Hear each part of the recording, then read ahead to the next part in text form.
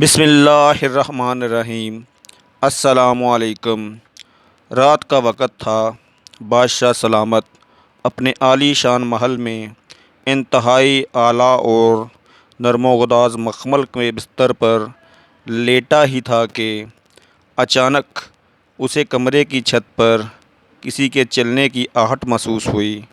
اس نے فوراً خادم کو بلایا اور پوچھا، رات کے ان لمحات میں شاہی محل کی چھت پر کون چل پھر رہا ہے؟ اس بات کا سننا تھا کہ محل کے تمام کرندوں، حفاظتی دستوں اور خدمتگاروں میں ایک حیرانی اور پریشانی کی لہر دوڑ گئی۔ ہر کوئی آگے پیچھے بھاگنے لگا۔ سیکیورٹی گارڈز اوپر پہنچے تو انہیں وہاں ایک مجذوب نما شخص ملا۔ وہ اسے پکڑ کر بادشاہ سلامت کے پاس لے آئے۔ بادشاہ سخت غصے میں تھا۔ اس نے اس شخص سے گرجدار لہجے میں پوچھا، تم کون ہو؟ تم یہاں کیسے پہنچے؟ تم یہاں کیا لینے آئے ہو؟ اور یہ کہ تمہیں شاہی محل میں داخل ہونے کی جرأت کیسے ہوئی؟ اتنے سارے سوالوں کے جواب میں اس مجذوب نے کسی قسم کی پریشانی کا اظہار کیے بغیر انتہائی دل جمعی اور متانت کے ساتھ جواب دیا، بادشاہ معظم، میں کوئی قاتل، ڈاکو یا چور نہیں، اور نہ ہی کسی سازش کے تحت بری نیت سے یہاں پہنچا ہوں۔ ماجرا یہ ہے کہ میرا اونٹ گم ہو گیا ہے۔ میں اسے تمام آبادی، جنگل، کھلیانوں اور کھیتوں میں ڈھونڈ چکا ہوں، مگر نہیں ملا۔ میں نے سوچا شاید شاہی محل میں پہنچا ہو، یہاں بھی نہیں پایا تو مجھے خیال آیا ممکن ہے وہ شاہی محل کی چھت پر موجود ہو۔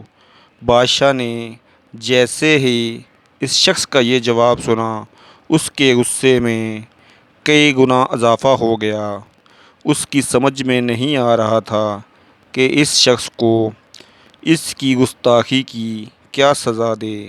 تاہم بادشاہ پھٹ پڑا اور کہنے لگا، او بڈھے، تیرا دماغ تو خراب نہیں ہو گیا؟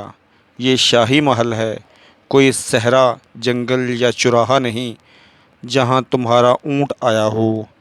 اس مجذوب نے جواب دیا، بادشاہ ذی وقار، میں نے سنا ہے کہ آپ کو خدا رسیدہ بننے اور کہلانے کا شوق ہے۔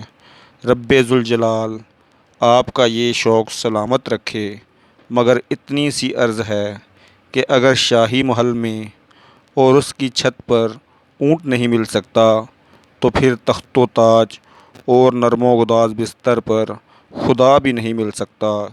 اس لیے فرش پر لیٹنا اور میٹھی نیند کو رت جگہ میں بدلنا پڑتا ہے، تب کہیں خدا کا قرب حاصل ہوتا ہے۔ بادشاہ نے جیسے ہی اس شخص کی یہ بات سنی تو اس کا تمام تر غصہ جاتا رہا، بلکہ اس کی آنکھوں میں آنسو آ گئے۔ دل ہی دل میں کہنے لگا کہ اس شخص نے بات کھری بھی کی ہے اور بہت بڑی بھی کی ہے۔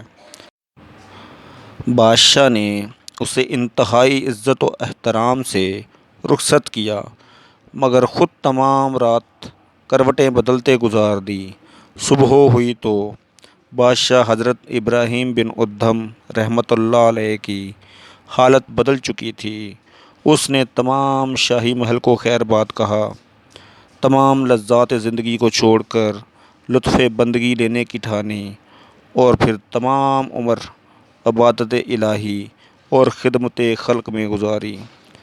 دوستو، آپ کو میری ویڈیو اچھی لگی ہو تو میرے چینل کو سبسکرائب کریں، میری ویڈیو کو لائک اور شیئر کریں۔